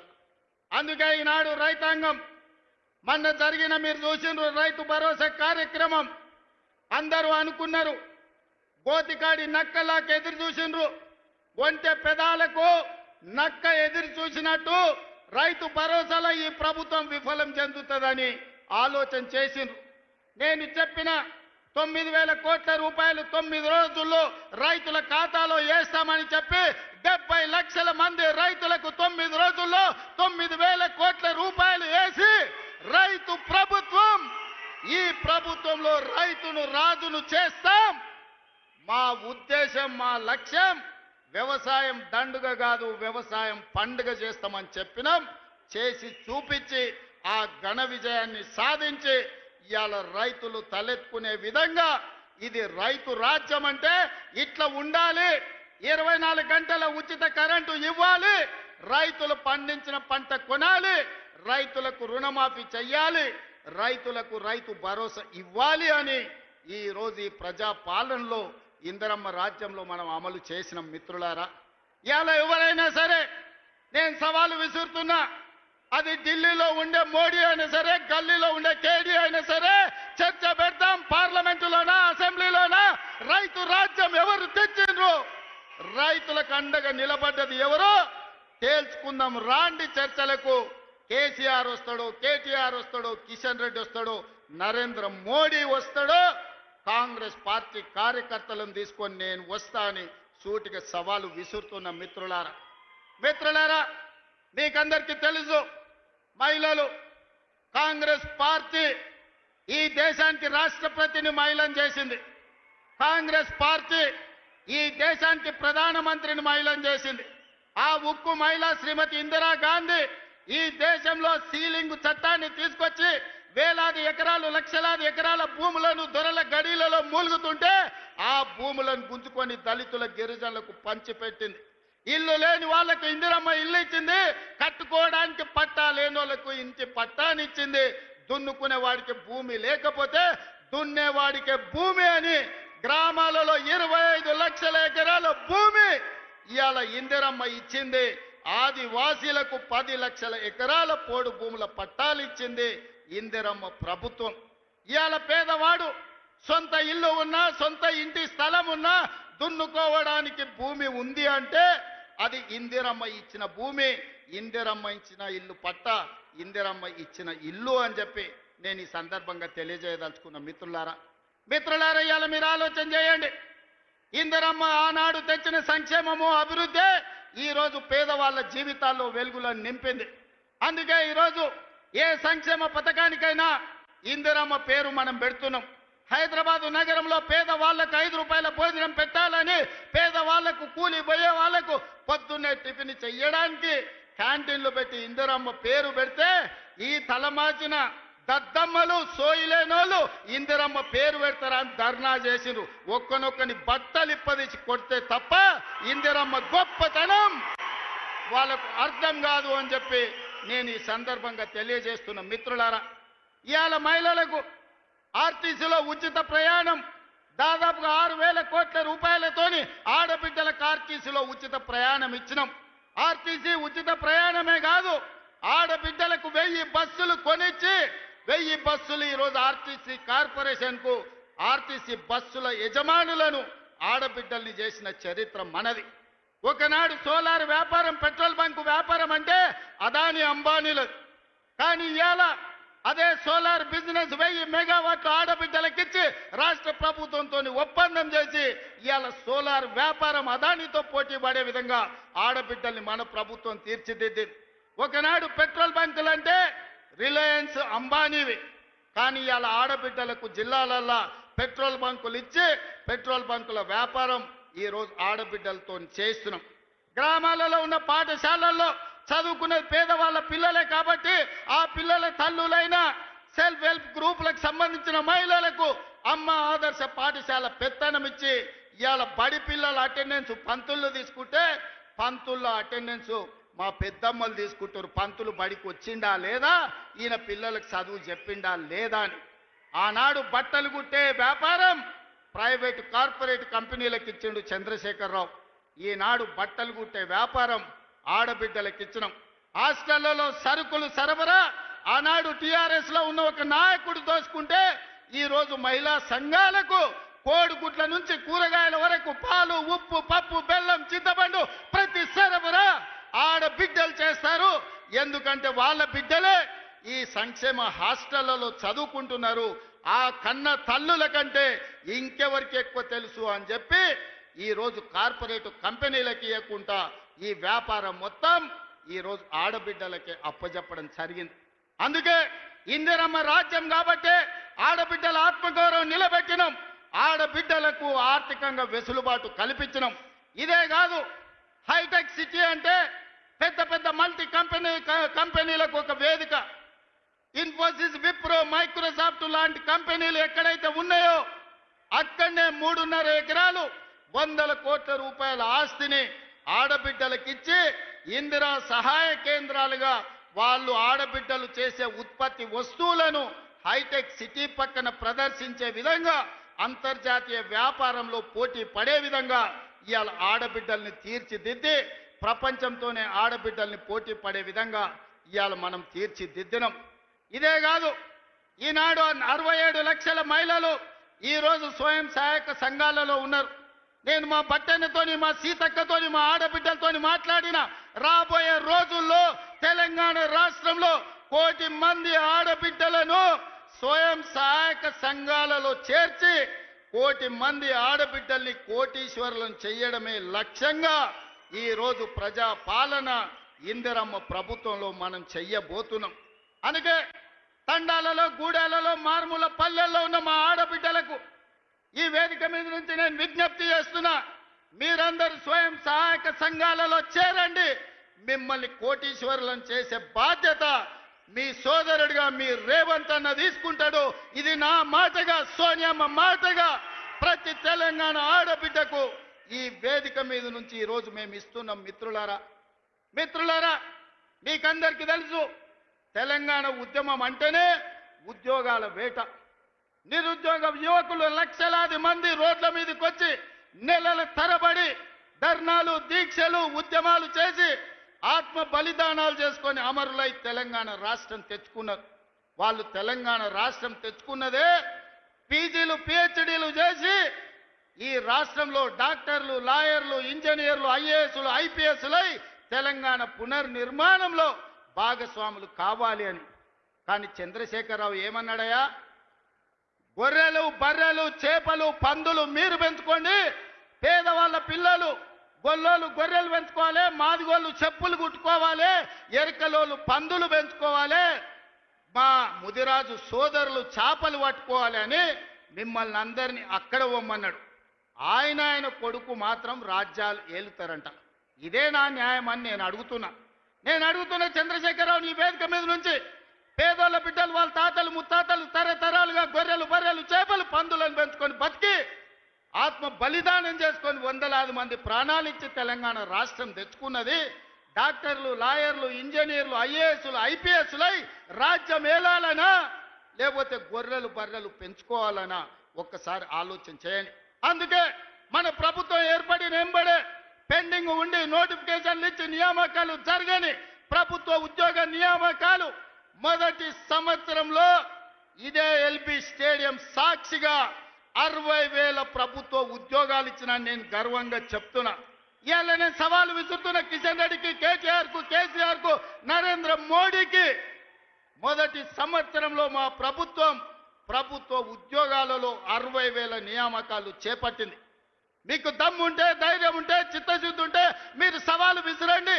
60,000 మందిని ఇదే ఎల్బీ స్టేడియంలో తెచ్చి తలలు మొత్తం లెక్క పెట్టిస్తా.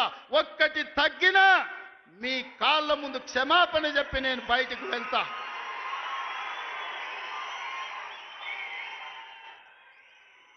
ఇది మా లెక్క, ఇది మా నిజాయితీ. ప్రైవేట్, కార్పొరేట్ కంపెనీల్లో 1,00,000 ఉద్యోగాలు ఇచ్చినాం. నేను మా మిత్రుడు శ్రీధర్ బాబు విదేశీ పర్యటనలో 3 లక్షల కోట్ల పెట్టుబడులు తీసుకొచ్చినాం. ఇవాళ అంతర్జాతీయ స్థాయిలో తెలంగాణకు ఒక గుర్తింపు, గౌరవాన్ని తీసుకొచ్చినాం. అందుకే మిత్రులారా, ఆనాడు హాస్టళ్లలో, సంక్షేమ హాస్టళ్లలో ఎన్నడా పిల్లల్ని పట్టించుకోలే. అందుకే వాళ్లకు ఫుడ్ డైట్ ఛార్జెస్ మా బట్టి గారు 40% పెంచిండ్రు.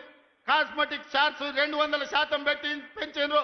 ఇవాళ పేదవాళ్ళ పిల్లలు కార్పొరేటు వైద్యము, కార్పొరేటు విద్య పోటీ పడాలి అంటే ఈ విద్య ఉన్నది సరిపోదని యంగ్ ఇండియా ఇంటిగ్రేటెడ్ స్కూళ్ళు 100 నియోజకవర్గాలలో 100 పాఠశాలలు 20,000 కోట్ల రూపాయలతోని యంగ్ ఇండియా ఇంటిగ్రేటెడ్ రెసిడెన్షియల్ స్కూళ్లను ప్రారంభించుకున్నాం. రాబోయే రోజుల్లో ప్రపంచంతోనే పోటీ పడే విధంగా మన విద్యా ప్రమాణాలను పెంచడానికి ఇలా మనం ప్రణాళికలు వేసుకున్నాం. ఇవాళ మిత్రులారా, ప్రతి సంవత్సరం ఇంజనీరింగ్ విద్యార్థులు 1,10,000 మంది పాస్ అవుతున్నారు. సర్టిఫికెట్ ఇంజనీరింగ్ వస్తుంది కానీ బయటికి పోతే ఉద్యోగం లేదు. బయట అవసరాలకు తగ్గట్టు వీళ్ళకు నైపుణ్యం లేదు. నైపుణ్యానికి శిక్షణ ఇవ్వడానికి వసతులు లేవు. అందుకే ఆలోచన చేసి రాష్ట్ర ప్రభుత్వంలో యంగ్ ఇండియా స్కిల్స్ యూనివర్సిటీని ప్రారంభించి వేలాది మంది పేద పిల్లలకు స్కిల్స్ నేర్పించి తద్వారా ఉద్యోగ ఉపాధి అవకాశాలు కల్పించడానికి ఈ రోజు మన ప్రభుత్వం పనిచేస్తుంది. ఇదే కాదు, మొన్న జరిగిన ఒలింపిక్స్ లో 140 కోట్ల మంది ఉన్న ఈ దేశానికి ఒక్క బంగారు మెడల్ రాలే. కానీ సౌత్ కొరియా ఒక చిన్న దేశం, హైదరాబాద్ కంటే కొంచెం పెద్ద దేశం, 32 మెడల్స్ తెచ్చుకున్నది. అందులో ఒక అమ్మాయి సౌత్ కొరియా స్పోర్ట్స్ యూనివర్సిటీకి నేను పోతే ఒక అమ్మాయిని కలిసిన. ఆ అమ్మాయి నాకు ఆశ్చర్యం వేసింది. ఒక అమ్మాయి 3 బంగారు పతకాలు తీసుకొచ్చింది. నేను అడుగుతున్న మిత్రులారా, తెలంగాణ యువకులారా, ఉద్యమం చేసి తెచ్చుకున్న తెలంగాణగా 140 కోట్ల జనాభా ఉన్న భారతదేశం ఒక్క మెడల్ తీసుకురాలే. సౌత్ కొరియాలో ఒక అమ్మాయి 3 బంగారు మెడల్స్ తెస్తే 140 కోట్ల భారతీయులు ఆ అమ్మాయి ముందల తల వంచుకునే పరిస్థితి ఈరోజు లేదా? అందుకే ఈ దేశాన్ని ప్రపంచ చిత్రపటంలో పెట్టాలంటే ఒలింపిక్స్ లో బంగారు మెడల్స్ సాధించాలి. దానికి తెలంగాణ వేదిక కావాలని యంగ్ ఇండియా స్పోర్ట్స్ యూనివర్సిటీని ఇవాళ తెలంగాణలో ప్రారంభించుకున్నాం. 2034 ఒలింపిక్స్ లో తెలంగాణ నుంచి బంగారు మెడల్స్ తెచ్చే బాధ్యత తెలంగాణ యువత తీసుకుంటుందని చెప్పి నరేంద్ర మోడీ గారికి నేను సూటిగా చెప్తున్నా. మిత్రులారా, ఇలా చెప్పుకుంటూ వెళ్తే ఎన్నో విజయాలు ఉన్నాయి. పనిలో పడి ప్రచారం చేసుకోవడంలో మేము మర్చిపోయినాం. మన వాళ్ళు చెబుతుంటే అరే ఇన్ని చేసిందా మన ప్రభుత్వం? సన్నబియ్యం ఇచ్చిందా? రైతు రుణమాఫీ చేసిందా? రైతు భరోసాకు నిధులు ఇచ్చిందా? 60,000 ఉద్యోగాలు ఇచ్చిండ్రా? అమ్మ ఆదర్శ పాఠాలు నిర్వహించిండ్రా? స్కిల్స్ యూనివర్సిటీ పెట్టిండ్రా? స్పోర్ట్స్ యూనివర్సిటీ పెట్టిండ్రా? ఇట్లా ప్రతి కార్యక్రమాన్ని చర్చినప్పుడు ఆశ్చర్యంతో నోరు తెరిచి చూస్తున్నారు. మరి ఎందుకు ఈ రోజు అవి మనం ప్రచారం చేసుకోలేకపోతున్నాం? అందుకే మిత్రులారా, ఈ రోజు వాళ్ళు పెట్టుబడి పెట్టి కిరాయి మనుషులను పెట్టి దుబాయ్లో ఆఫీసులు పెట్టి విష ప్రచారం చేస్తున్నారు. అందుకే ఇవాళ ఈడికొచ్చిన వేలాది మంది కాంగ్రెస్ పార్టీ కార్యకర్తలే మా బ్రాండ్ అంబాసిడర్లు. మీరే ప్రచార కార్యకర్తలుగా మారండి, మీరే ఈ ప్రభుత్వానికి బ్రాండ్ అంబాసిడర్లుగా మారండి. సోషల్ మీడియాలో యుద్ధం ప్రకటించండి. మన యుద్ధంలో కల్వకుంట్ల గడి తుణుకలు అయిపోవాలి. అందుకే మిత్రులారా, ఇవాళ మనం కలుసుకున్నాం. మా ఎన్నికలు అయిపోయినాయి. ఎమ్మెల్యే అయిపోయింది, ఎమ్మెల్సీ అయిపోయింది, ఎంపీ అయిపోయింది, ప్రభుత్వం అయిపోయింది. నాయకుల ఎన్నికలు అయిపోయిన వేదిక మీద ఉన్నోళ్ళకు ఇక ప్రాణ సమానులైన మా కార్యకర్తల ఎన్నికలు ఉన్నాయి. మిమ్మల్ని గెలిపించే బాధ్యత నాది. సర్పంచులుగా, వార్డు మెంబర్లుగా, ఎంపీటీసీలుగా, ఎంపీపీలుగా, జడ్పీటీసీలుగా, జిల్లా పరిషత్ చైర్మన్లుగా, కౌన్సిలర్లుగా, కార్పొరేటర్లుగా, మేయర్లుగా మిమ్మల్ని గెలిపించే పూచి నేను తీసుకుంటా. మీ సోదరుడు మీకు అండగా నిలబడతాడు. గ్రామాన తండాలలో, గూడాలలో, మారుమూల పల్లెల్లో కంకణం కట్టుకొని బయలుదేరండి. రాబోయే స్థానిక సంస్థల్లో 100% కాంగ్రెస్ పార్టీ కార్యకర్తలకు న్యాయం జరుగుతుంది. మిమ్మల్ని గెలిపించుకునే పూచి నాది. ఇవే కాదు, ఈరోజు గుడి కమిటీలు కావచ్చు, మార్కెట్ కమిటీలు కావచ్చు, కార్పొరేషన్లో డైరెక్టర్లు కావచ్చు, అన్ని పదవులు ఇచ్చే వరకు ఈరోజు విశ్రమించను. మీకు అండగా నిలబడడానికి మీనాక్షి నటరాజన్ గారు ఢిల్లీ నుంచి వచ్చిండ్రు. మీకు 100% న్యాయం జరుగుద్ది. మీకు న్యాయం చేసే బాధ్యత నాది. ఇదే కాకుండా చాలా మంది నాయకులకు ఒక భయం ఉంది. మా దగ్గర ఎమ్మెల్యే గెలిచిండు, లేకపోతే మా దగ్గర ఎవరో ఎమ్మెల్యే వచ్చిండు, రేపు భవిష్యత్తులో నా పరిస్థితి ఏందని. అందుకే నేను ఒక మాట చెప్పదలుచుకున్నా. వచ్చే ఎన్నికల్లో సీట్లు పెరగబోతున్నాయి. 119, 153 అసెంబ్లీలు కాబోతున్నాయి. పార్లమెంటు సీట్లు పెరగబోతున్నాయి. ఇవాళ 60-70 మంది ఎమ్మెల్యేలు ఉన్నారు. ఇంకా 80 మందికి కొత్తగా టికెట్లు ఇచ్చే అవకాశం ఉంది. మీరు ప్రయత్నం చేయండి, ప్రజల్లో ఉండండి, ప్రజాసేవ చేయండి. మీకు టికెట్లు ఇచ్చి గెలిపించుకునే బాధ్యత, మిమ్మల్ని ఎమ్మెల్యేలను మంత్రులు చేసే బాధ్యత కాంగ్రెస్ పార్టీ, మల్లికార్జున్ ఖర్గే, రాహుల్ గాంధీ గారు తీసుకుంటారని నేను ఈ సందర్భంగా తెలియజేస్తున్నా. రాబోయే రోజుల్లో మా ఆడబిడ్డలకి ఇక్కడ కూర్చున్న మా మహిళలకు చెప్తున్నా, మహిళా రిజర్వేషన్ రాబోతుంది. 51 మంది కనీసం ఆడబిడ్డలు ఎమ్మెల్యేలు కాబోతున్నారు. 60 మంది దాకా ఆడబిడ్డలు అసెంబ్లీలో ఉండబోతున్నారు. 5-6 మంది కనీసం మంత్రివర్గంలో మంత్రులు కాబోతున్నారు. అందుకే సోదరులారా, యువకులకు నేను మాట ఇవ్వదలుచుకున్నా. మీరు కొట్లాడండి, ప్రజల్లో ఉండండి. మీరు అడగాల్సిన పని లేదు, మీరు ఢిల్లీకి వెళ్ళాల్సిన అవసరం లేదు. మీ టికెట్ మీ ఊరికి మీ ఇంటికి తెచ్చిచ్చి మీ దోవ ఖర్చులు ఇచ్చి మిమ్మల్ని గెలిపించుకునే బాధ్యత కాంగ్రెస్ పార్టీ తీసుకుంటుంది. ప్రజల్లో ఉండే ఆడబిడ్డలకు టికెట్లు ఇచ్చి మహిళా నాయకత్వాన్ని పెంపొందించే బాధ్యత కాంగ్రెస్ పార్టీ తీసుకుంటుంది. खड़गे जी, इस मंच से मैं आपको एक भरोसा, एक वादा करना चाहता हूं. आज गांव-गांव से, आदिवासी जिलों से हमारे भाई बहन लोग इधर आ गए. वो विलेज का ग्राम अध्यक्ष है, मंडल अध्यक्ष है, जिला के अध्यक्ष है. इन सब लोगों के दिल मैं देखा, इन लोगों का दिल का धड़कन मैं समझता हूं. इन लोगों के तरफ से आपको मैं वादा करना चाहता हूं, आने वाले चुनाव में 15 parliament seat, 100 assembly seat Telangana में जिताएंगे. दिल्ली को हम 15 पार्लियामेंट एमपी को बना भेज देंगे. 100 एमएलए को जिता के यही दोबारा हम सरकार बनाएंगे. आपके जिम्मेदारी सोनिया जी को, राहुल गांधी जी को, प्रियंका जी को, केसी वेणुगोपाल जी को आप यहां पर लेकर आना. सरकार जिताने का जिम्मेदारी हमारे भाइयों का. हमारा 100 एमएलए से एक भी कम पड़ा मुझे पूछना, 100 से एक भी कम नहीं होने दूंगा. ये मेरा वादा है. पिछले बार मैं वादा किया, वरन रंगारेड्डी जिले में राजीव गांधी चौरस्ता में हम आपको वादा किया था सरकार बनाने का. सितंबर 17, 2023 उस दिन सोनिया जी को, आपको, हमारे कार्यकर्ता, हमारे भाई लोग आपको वादा किया 2023 दिसंबर में कांग्रेस सरकार बनाने का. आज 3 साल पहले हम लोग आपको वादा कर रहे हैं, हमारे वादा को सोनिया जी को पहुंचा दो. आने वाले चुनाव में 100 एमएलए को जिताएंगे, सरकार बनाएंगे. 15 पार्लियामेंट मेंबर्स को हम दिल्ली भेज देंगे. आप दिल्ली में सरकार बनाओ, हमारे तरफ से हम लोग मेहनत करेंगे. ये हमारे वादा है. सही है ना? तैयार है? तैयार है? तैयार है? तैयार है? तैयार है? तैयार है? आप लोग तैयार है? पीछे वाले तैयार है? आगे वाले तैयार है?